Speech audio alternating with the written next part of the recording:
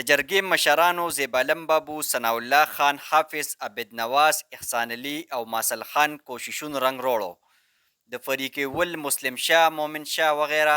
او فریق دویم سجاد صحاد وغیره ترمنځ د تیرو اتو کالو راسې روانه دشمني په دوستۍ کې بدله شوه. دې دشمنۍ کې 2 کسان مړه شوي او یو تن زخمی شوی و. د روغې حوالې سره د شهیدانو په روډ په جومات کې د یو تقریب تابیا هم شوې وه چې پکې ولس په لوی کچ ګډون کړی و. تقریب ته زیبالم بابو، قاضي فتح الباري رستمي، اسرار خان د جرګې په اهمیت تفصیلي رڼاګانې واچولې. دا نن زمونږ کومه غونډه چې وه د دوو فریقو،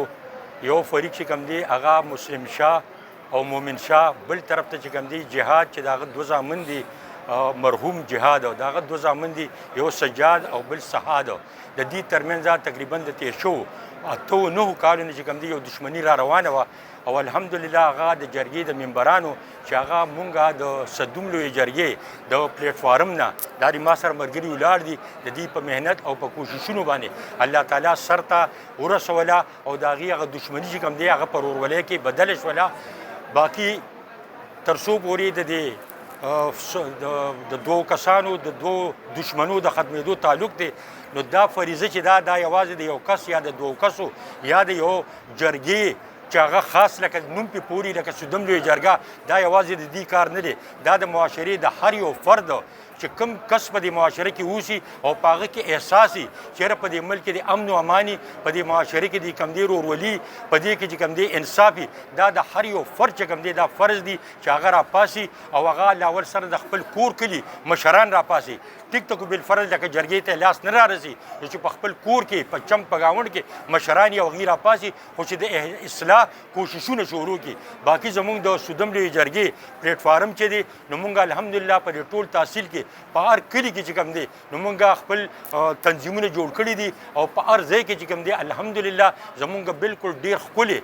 معزز او بالکل د اعتماد ملګري دي. زه ټول د حلقې د خپلو عوامو ته چې کوم دی دا خواست کوم چې په کوم ځای کې داسې یو مسئله چې د هغې نه نور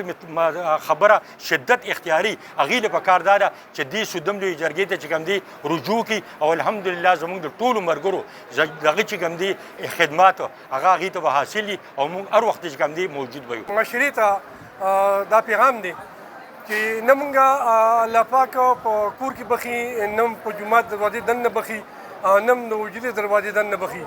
موږ ته پکار دی چې موږ د کور د جومات د وجودي دروازو نه بار د حقوق العباد دغه میدان ته روزو مطلب دا دی او دغې ته بډې وو مطلب دا دی. نو که موږ دغه حقوق العباد دغه میدان خپل کړو او په دې کې کوشش شروع کړو انشاءالله تعالی چې دا معاشره به هم سموي، په دې کې به نه کټوارت کېږي او نه به پکې څوک نشې سیوا کېږي، نه به هیڅ څوک مطلب دا دی یو ښکلې معاشره به جوړي او که موږ دا خپل یو فریضه وګرځوله. د تقریب په آخر کې پښتنو د اتفاق، اتحاد، امن و امان او د ملک د ترقۍ لپاره خصوصي دعاګانې وغوښتې. د کیمرې ټیم سره عمر خاکسار، رستم نیوز، مردان.